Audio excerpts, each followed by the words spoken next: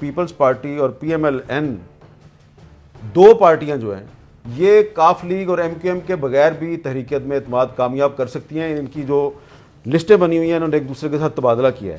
یہ صرف آصف زرداری صاحب نے ضد ڈالی ہوئی تھی کہ نہیں چودھریوں کو اور ایم کیو ایم کو بھی ساتھ لے کے چلیں, ورنہ شہباز شریف صاحب جو ہیں وہ بالکل بھی انٹرسٹڈ نہیں تھے, نہ ہی نواز شریف صاحب انٹرسٹڈ تھے. اب مسلم لیگ نون نے فلیکسیبلٹی پیدا کر کے چودھریوں کے گھر جا کے ان کو انوائٹ کر کے ان کو گلدستہ دے کے زرداری صاحب کی ضد پوری کی ہے. ٹھیک ہے, اب زرداری صاحب لاہور چھوڑ کے آگے بیٹھ گئے اسلام آباد. ٹھیک ہے, اب میرا نہیں خیال وہ واپس لاہور جائیں گے. ٹھیک ہے, اب چودھری صاحب نے جو بات آج عمران خان سے کی ہے تو کریڈٹ کس کو جاتا ہے؟ کریڈٹ تو زرداری صاحب کو اور شہباز شریف کو جاتا ہے. اور کل جو عمران خان صاحب نے اتنا بڑا ریلیف دیا ہے جو کہ میرے خیال سے بہت اچھا ہے, یہ ان کا پازیٹیو پہلو ہے, اس کو اپریشیٹ کرنا چاہیے. اس کا بھی کریڈٹ آپ مانے نہ مانے اپوزیشن ہی کو جاتا ہے. نہ اپوزیشن لانگ مارچ کا اعلان کرتی, نہ تحریک عدم اعتماد کا یہ سارا ڈرامہ شروع ہوتا, نہ عوام کو ریلیف ملتا.